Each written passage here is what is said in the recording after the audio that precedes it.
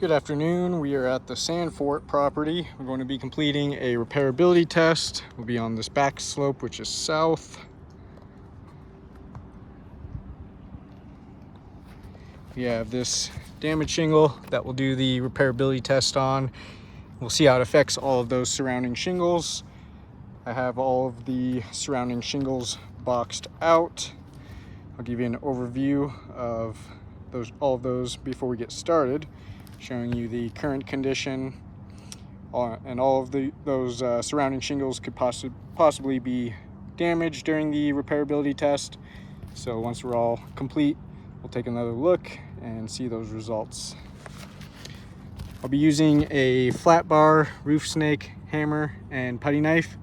And then we have this 45-degree angle tool we'll use to give us a visual for what 45 degrees looks like. We'll slide it underneath the damaged tab.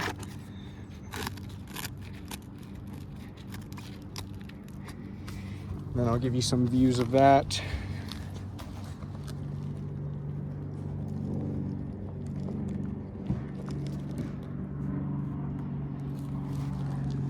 So we'll have a reference point for what 45 degrees looks like, and then throughout the repairability test, any of those shingles we do have to lift, we'll try to keep them below 45 degrees.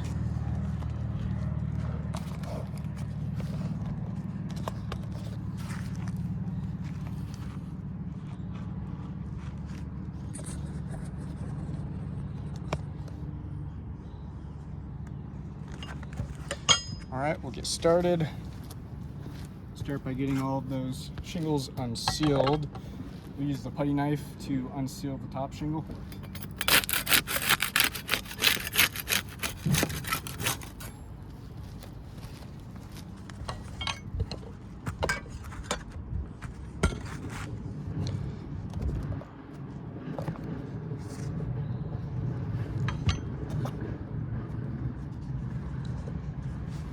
We'll use the flat bar to unseal the rest of those. See if there's any differences with those two tools.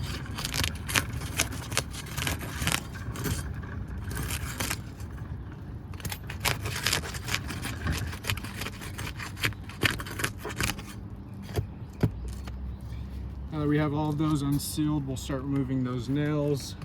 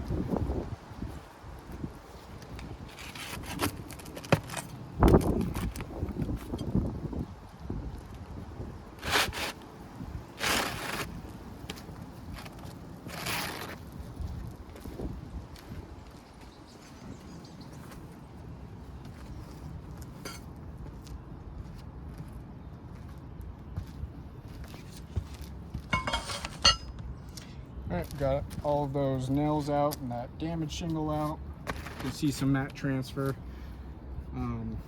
already occurring. You can see some right here where we pulled the damaged shingle. Some pretty big pieces of matting there. But we'll continue with the repairability test, see how the rest goes, and we'll take a look at all of that mat transfer at the end.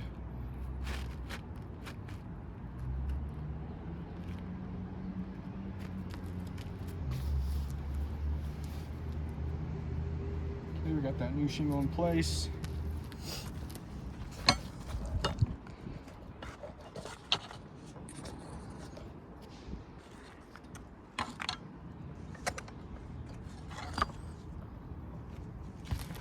start getting some nails in there now. We'll be using the roof snake for that.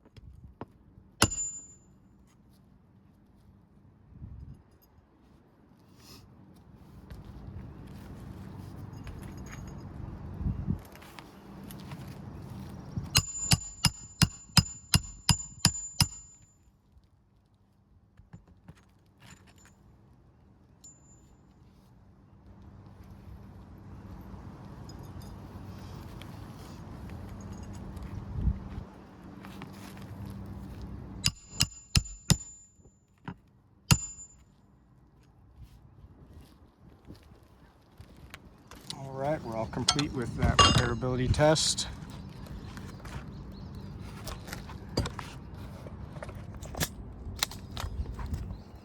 I'll give you another overview of all of those surrounding shingles.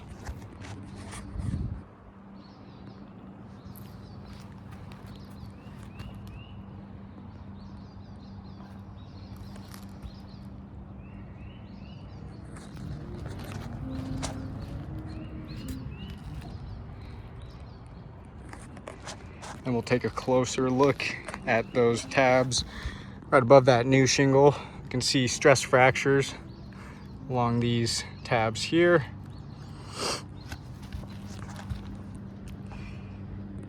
What those stress fractures are is the matting on the shingle breaking just due to how brittle these shingles are, the age and how worn they are. You can see just from lifting those shingles, in order to remove those nails and get more back in, you can see where the matting on the shingle is broken, causing those stress fractures, and that'll be damaging the integrity of those shingles. We can feel where they're much weaker in those areas with the stress fractures. It's going to not allow those shingles to do what they're designed to do as best as they should. Those stress fractures will be affecting the shingle's water shedding capabilities, as the matting is the main component for that. You can see in some of those areas as well, there's quite a bit of granule loss. And the purpose of those granules is to protect that matting from weathering. So we can see in some of those areas, there's pretty significant granule loss, so there's not going to be as much protection now for the already broken matting, and that'll lead to that those stress fractures deteriorating pretty rapidly.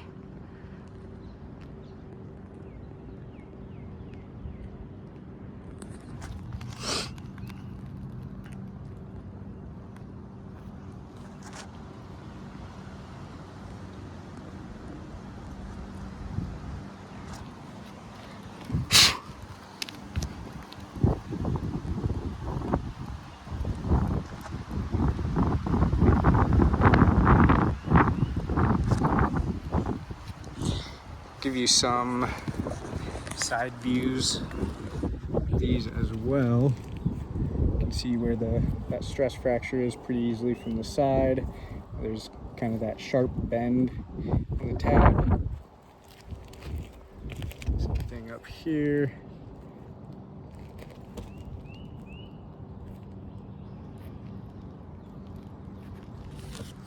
And we'll take a look at any mat transfer that occurred during the repairability test.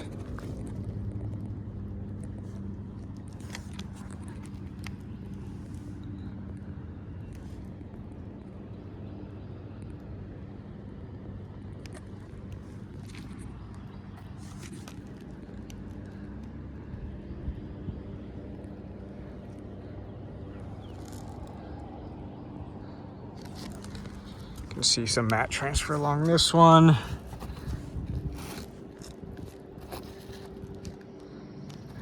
Right there, you can see where the mat was torn off that shingle, leaving all of that exposed fiberglass. You can see there. So that mat transfer will also be damaging the integrity of those shingles. As we can see the chunks of matting being torn from the bottom of those tabs.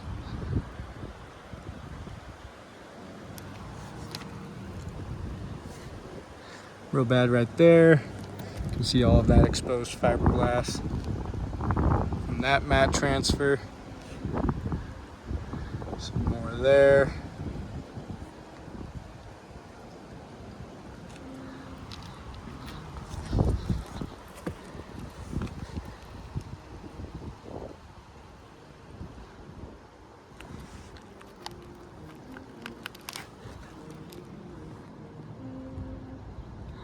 We have stress fractures to all of those tabs, along with all that mat transfer, and just want to give you a quick side-by-side comparison here. We can see a pretty big difference with these affected shingles, the ones that we did have to manipulate in order to complete that repairability test, compared to these unaffected shingles up here. These ones are still sealed down. We can see no damages to those shingles up there. Just want to give you a quick side-by-side comparison. You can see a pretty big difference in the condition of those shingles. You can see this one does have a stress fracture on that tab, and those pretty big difference compared to those unaffected shingles up there.